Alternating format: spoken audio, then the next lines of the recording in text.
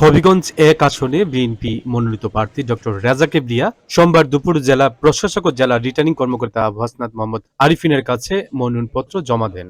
এ সময় তিনি বলেন, জনগণ যদি ঠিকমতো ভোট দিতে পারে তাহলে হবিগঞ্জ ১ আসনে আমরা জয়ের ব্যাপারে আশাবাদ। আমি মনে করি কি এবার দীর্ঘদিন পর মানুষের প্রত্যাশা পূরণ হবে।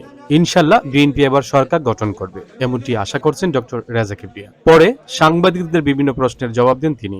এ সময় তার সাথে ছিলেন দলের স্থানীয় আমি নেতৃবৃন্দ। খুবই আশাবাদী। আমি যত এখন পর্যন্ত যা দেখেছি নবীগঞ্জ এবং বাহুবলে আমাদের কর্মীদের এবং সাধারণ মানুষের যে উৎসাহ, আমি মনে করি আমাদের বিজয়ের সম্ভাবনা খুবই ভালো।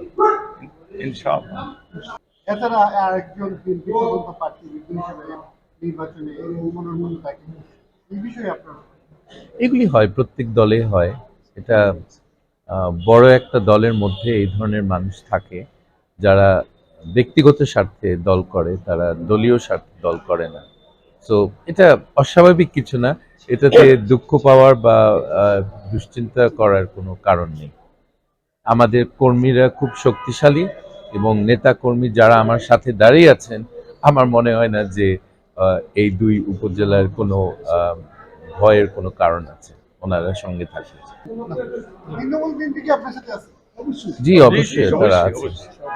সব এনারা তো সব তৃণমূলের নেতা। সবাই তো সব তারা সব তৃণমূলের প্রতিনিধি সবাই ওয়ার্ড থেকে শুরু করে উপজেলা পর্যন্ত। সো আমি মনে করি না যে কোনো কারণ আছে যে অন্য কোনো মানুষকে নিয়ে সিরাজুল ইসলাম জীবন, জার্নাল নিউজ, হবিগঞ্জ।